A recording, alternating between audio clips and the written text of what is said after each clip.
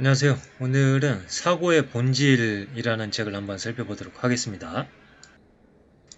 이 책은 한 사람의 공적인 행동과 정책 결정 과정이 일생에 걸친 개인적 경험들에 의해 형성되었다는 믿음으로 쓰인 극도로 개인적인 전기이다. 이 아메리카 프로메테우스에 나오는 구절인데요. 오늘 소개해드리는 사고의 본질 이 책을 읽고 나면 이런 내용들은 당연한 것 아닌가라는 생각이 들게 됩니다. 인간의 모든 사고는 유추에 기반하고 그 유추는 과거에 기반한다는 것. 오늘은 그런 내용을 살펴보도록 하겠습니다. 이 책은 공동저자의 작품이고요. 유명한 더글라스 호프스테터, 인지과학 컴퓨터과학 분야에서 30년간 사고의 근본적인 메커니즘에 대한 컴퓨터 모델을 구축하기 위해서 노력해왔다. 그 다음에 파리 제8대학 인지 및 발달심리학 교수인 에마니엘 쌍대, 이들이 7년간 공동으로 연구한 결과물입니다. 그래서 주요한 내용은 이 유추가 결국에는 지성의 연료라는 것. 그래서 유추는 유사성을 인식하는 일인데 방금 경험한 것과 이전에 경험한 것의 연결고리를 포착하는 일이다. 그리고 유추작용과 거의 동시에 일어나는 범주화 혹은 이제 유추에 의해서 일어나는 범주화 이렇게 이해를 하시면 되겠는데요. 새로운 정보에 일련의 라벨을 붙이게 되고 그래서 머릿속에 도서관을 정리하게 된다. 두 학자가 사고의 본질이라고 주장하는 유추작용과 범주화는 매 순간 일어나기에 관과하기 쉽지만 책 전체에 걸쳐 벌어지는 유추작용과 범주화를 따라가다 보면 이 유추작용과 범주화의 경계가 허물어지는 것을 우리가 깨닫게 된다. 사고에 대해서 이야기하는 이 책에서는 유추와 개념 혹은 이제 범주화가 주연을 맡을 것인데요. 이 개념이 없으면 사고가 있을 수 없고 유추가 없으면 개념이 있을 수 없다라고 설명을 합니다. 그래서 모든 개념은 처음에 나타난 뒤에는 평생에 걸쳐 풍부해지면서 오랫동안 무의식으로 이루어진 일련의 유추를 통해 자리하게 된다. 그래서 삶의 매 순간 우리의 두뇌는 이미 오랫동안 알고 있던 것을 빌려 새로운 것을 이해하는 유추를 쉴 새 없이 이행하게 된다. 그래서 모든 개념의 기저에는 유추 능력이 자리하고 있으며 개념이 유추를 통해 선택적으로 환기된다는 사실을 보여주는 것이다. 요컨대 우리는 유추가 사고의 연료이자 불길이라는 사실을 보여주고자 한다. 그래서 이제 사람은 태어나서 계속 범주화를 하게 되는데요. 예를 들어서 이제 개는 사람을 물 수 있는 존재이다라고 이제 범주화를 해야지 개를 피하든 뭐 이렇게 이제 행동을 할 수 있겠죠. 그래서 인간은 태어나서 쉼없는 범주화를 하게 됩니다. 이것은 심장만큼이나 생존하는 데 불가결한 것이고 범주화가 계속되지 않으면 우리는 둘러싼 어떤 것도 이해할 수 없게 됩니다. 그래서 이제 범주화가 사고의 중심적인 역할을 하는데 이 범주화가 어떤 메커니즘을 따른가 했을 때 유추 메커니즘을 따른다. 그래서 이 책에서는 계속 유추를 통한 범주화 혹은 유추의 결과인 범주 혹은 개념이 유추를 통해 계속 불어난다. 이렇게 설명을 하고 있습니다. 그래서 어떤 사고도 과거의 정보 없이는 형성되지 않고 정확히 말하자면 우리는 오직 현재와 과거를 있는 유추 덕분에 생각할 수 있다. 그래서 이제 트웨인 그리고 아인슈타인 이런 사람들이 이제 비슷하게 생긴 사람들인데요. 이런 사람들을 보다가 슈바이처의 사진을 우연히 보았다고 가정을 하면은 이 사람들을 기존에 이 비슷하게 생긴 사람들의 범주에 이 사람을 추가를 해서 그 범주가 더 확장되게 됩니다.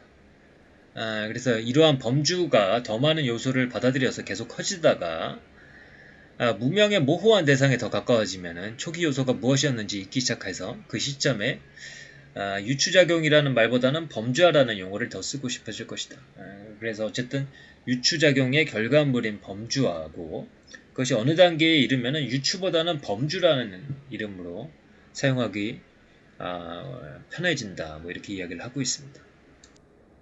그래서 이제 인간과 컴퓨터를 비교를 하면은 뭐 인공지능 이런 것들. 근데 인간의 사고는 느리고 모호하지만 일반적으로 믿음직스럽고 타당하면 통찰력을 제공하고 반면에 컴퓨터의 사고는 빠르고 정확하지만 취약하고 불안정하다.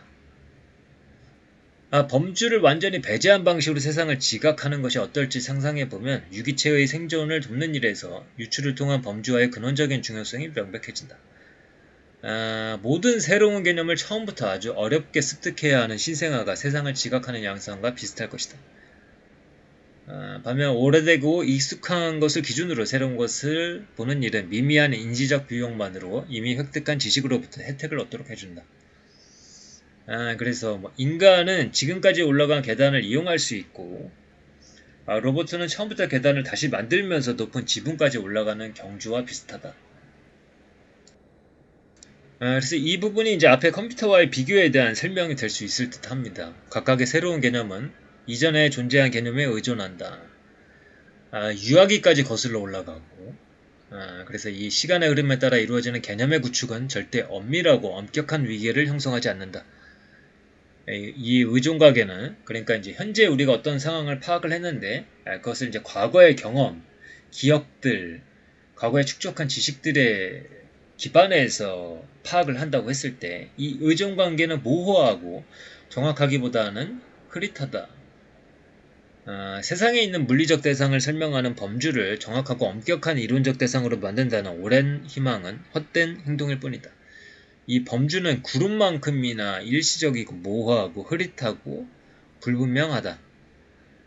그래서 인간의 지식은 어떤 컨셉이 딱 종이 박스 상자처럼 딱 컨셉이 딱 이렇게 안과 밖으로 확실하게 나눌 수 있는 것이 아니라 구름 같은 것이다. 그 경계가 모호하다. 그래서 그 하나의 컨셉은 여러 맥락을 받아들이면서 계속 발전할 수 있는 거죠. 그래서 모호하기는 하지만 상황에 더 안정적으로 대응할 수 있다라는 측면. 그래서 이 부분이 인공지능과 차이가 나는 부분이라고 할 수가 있겠습니다. 그래서 지성이라는 것은 뭐냐면은 빠르고 믿음직스럽게 현재의 어떤 상황의 골자를 파악을 하는 거죠. 그러니까 요점을 찾고 전곡을 찌른다. 그래서 이 새로운 상황을 접했을 때 기억의 창고에 저장된 통찰력 있는 선례를 신속하고 확실하게 찾아내는 능력이다.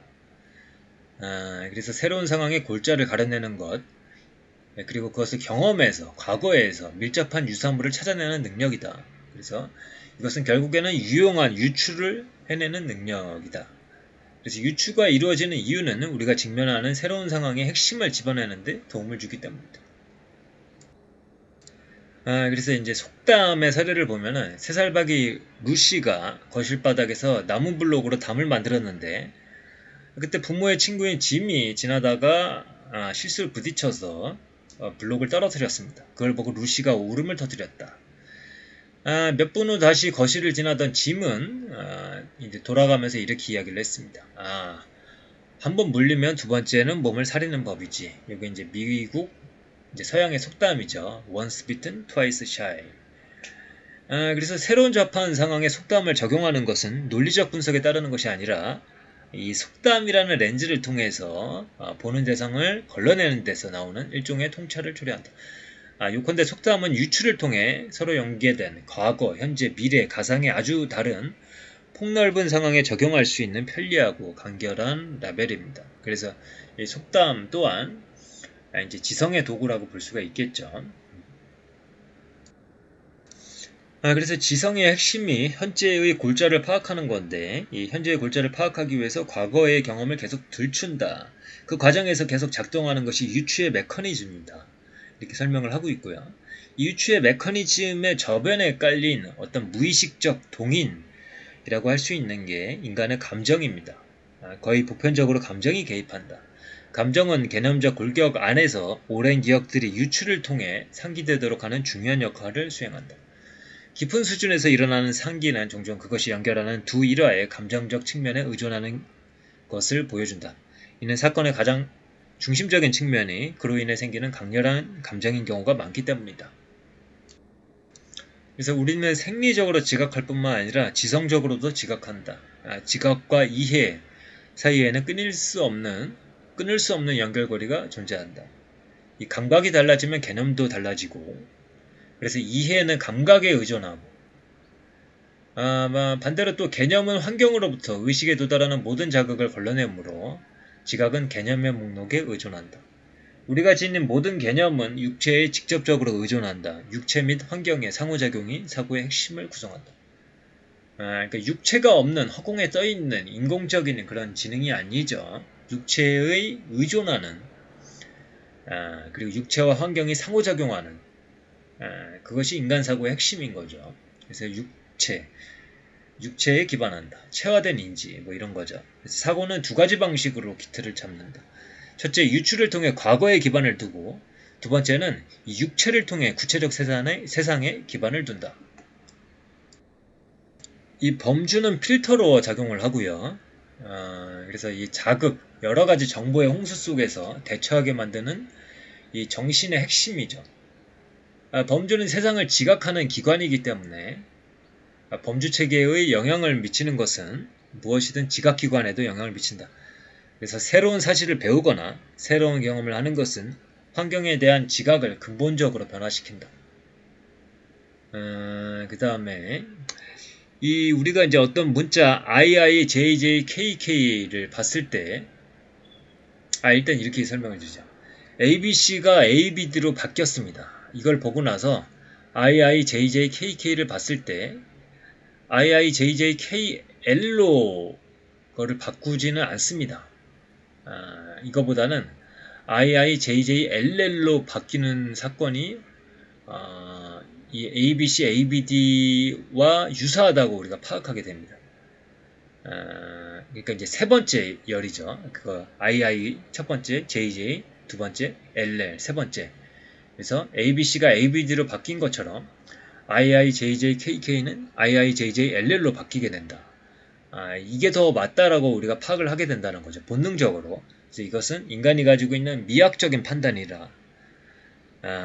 그래서 미학이라는 폭넓게 공유하는 감각이 있고 이 감각이 우리 인간의 주위를 둘러싼 세계를 지각하는 데 핵심적인 역할을 한다. 그래서 세상에 대한 우리의 지각을 유도하는 사실상 보편적인 메커니즘이 있다. 그래서 이 책에서 계속 설명하고 있는 것은 유추입니다. 인간의 사고는 근본적으로는 유추작용이다. 어떤 개념이라는 게 결국에는 일생을 통해서 그것이 풍부해지게 되는데요. 개념이라는 것이 정해져 있는 것이 아니라 풍부해진다. 여러 맥락을 갖는다. 그리고 그 맥락을 이해하는 방식은 과거의 경험에 기반해서 그 개념을 이해하게 된다. 그래서 과거와 현재를 잇는 다리는 유추작용이다. 계속 이렇게 설명을 하고 있습니다. 그래서 이제 전문가가 된다라는 것도 결국에는 많은 범주를 보유하고 그것을 효율적으로 조직하는 것이다. 이것이 전문성의 핵심이다. 그래서 전문가도 절대 모든 범주에 접근할 수는 없지만 유추작용을 통해서 다양한 층위에 존재하는 구체적 간극을 우아하게 피해갈 수 있도록 충분히 밀집된 범주를 가지고 있으며 그래서 이 범주가 계속 커지게 되고 세밀해지게 되고 변하게 되는데요.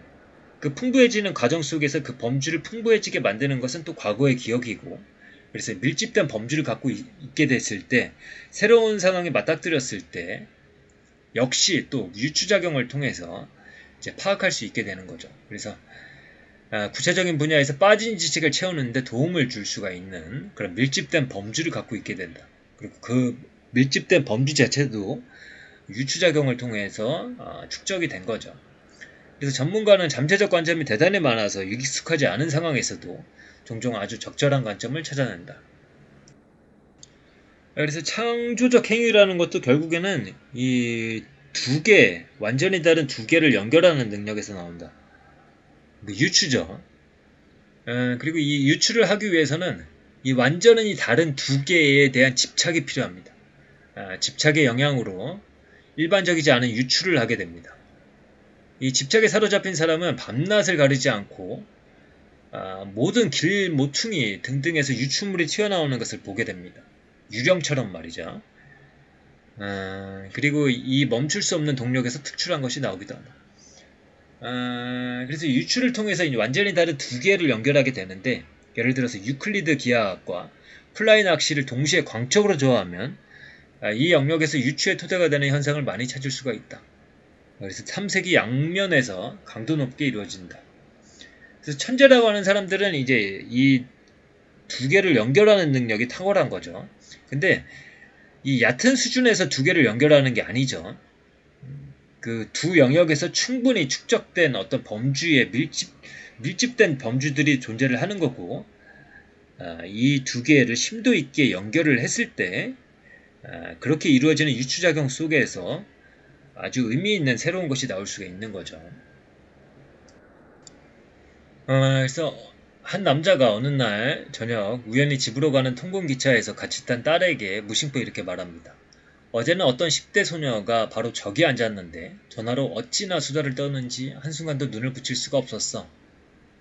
음, 여기서 이 남자가 말하는 이 저기라고 했을 때 이 통근열차, 이 열차의 적이라고 지적한 그 좌석이 어제의 그 좌석은 아니죠. 정확한 그 좌석은 아니지만은 이 비슷한 통근 열차에서 내 앞에 앉았다라는 의미에서 적이라고 이야기를 하는 거고, 그렇게 이야기를 했을 때 듣는 사람도 이해를 하죠. 그래서 이것은 유추적인 수준에서 사실을 말한 것이고, 우리는 늘 이렇게 노력은 최소한으로 들이고 유추는 최대한으로 활용하면서 의사소통을 하고 있습니다. 그래서 이제 태양계 구조와 원자 구조 사이의 유사성을 이해하는 일, 이것도 유추고, 그리고 우리가 여기 혹은 저기라고 말할 때 즉흥적으로 파악하는 유사성을 이해하는 것, 이 유추작용 두 가지는 크게 이제 메커니즘적인 측면에서 다르지 않다라고 설명을 하고 있습니다. 그래서 이 책은 소위 말하는 이제 벽돌 책입니다. 아주 두꺼운 책인데요. 수많은 사례들이 있고, 특히 이제 언어적인 사례들이 많이 있습니다. 그런 사례들이 있는데 그거를 다 소개해 드릴 수는 없고, 저도 뭐 다 이해하면서 읽은 것은 아니고 이제 빠르게 읽었는데요. 그래도 제가 조금 인상 깊게 읽은 구절들은 이제 번역에 관련된 내용들이었습니다. 요거를 마지막으로 소개를 드리도록 하겠습니다. 현재의 기계 번역은 텍스트가 만들어진 전적인 이유에 해당하는 생각을 이해하는 것이 아니라 인간이 번역한 이 두 개의 데이터베이스에서 집중적인 계산을 통해 이 통계적 정보에 기초한 언어적 의미 등의 사이에서 표면적인 유추를 한다. 모든 프랑스어 구절이 우리의 머릿속에 대응하는 영어 구절만을 촉발하는 것이 아니라 관념을 촉발하고, 이 관념은 이 단계에서만 영어 단어를 환기하는 대규모 기억을 촉발하는 큰 패턴을 형성한다. 번역 과정은 기억과 개념이 촉발하는 중간 단계, 대개 이해라고 부르는 불가피한 단계에 결정적으로 의존한다. 그래서 번역이라고 부를 만한 참된 번역은 실로 가장 미세한 단어의 문법적 어미부터 텍스트와 그것이 말하는 사건 및 관념이 내재된 포괄적인 전체 문화적 맥락까지 상상할 수 있는 모든 층위에서 실행하는 유추작용을 수반한다.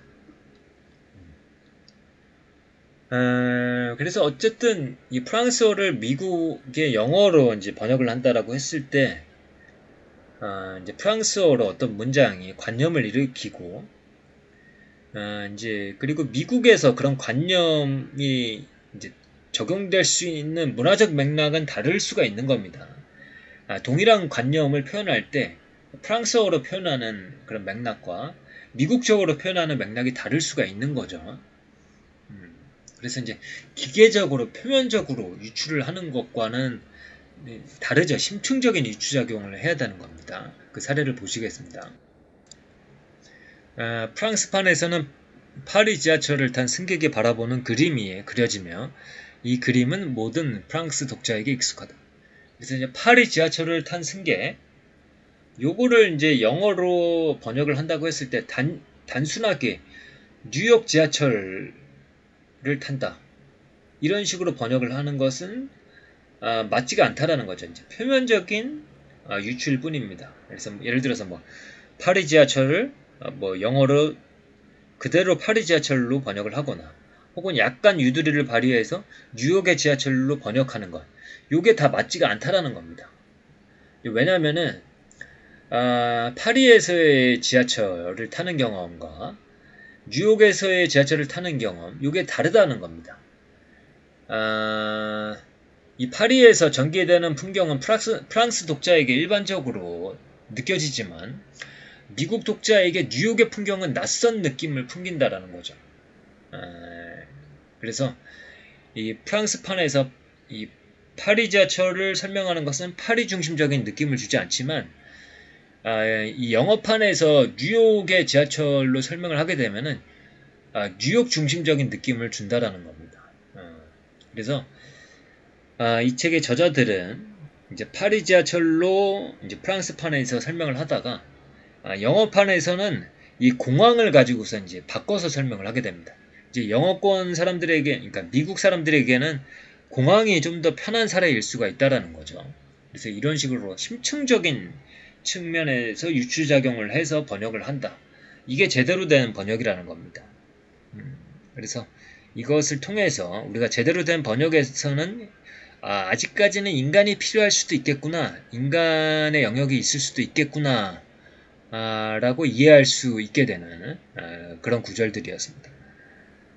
그래서 뭐 이 책의 두꺼운 책인데 계속 똑같은 거를 계속 다양한 영역에서 혹은 심층적인 영역에서 확장시켜 나가면서 계속 설명해 나가고 있는데요. 뭐 지적인 측면에서도 굉장히 풍요롭지만은 읽고 나면은 굉장히 특이한 경험을 했다. 인간의 사고라는 게 굉장히 과거에 기반하는구나. 이런 경험들, 그런 거를 할 수 있는 책이었다라고 생각이 됩니다. 그래서 조금 어렵긴 하지만은 읽을 만한 책이라고 생각이 됐습니다. 그러면은 오늘의 내용은 이것으로 마치도록 하겠습니다. 감사합니다.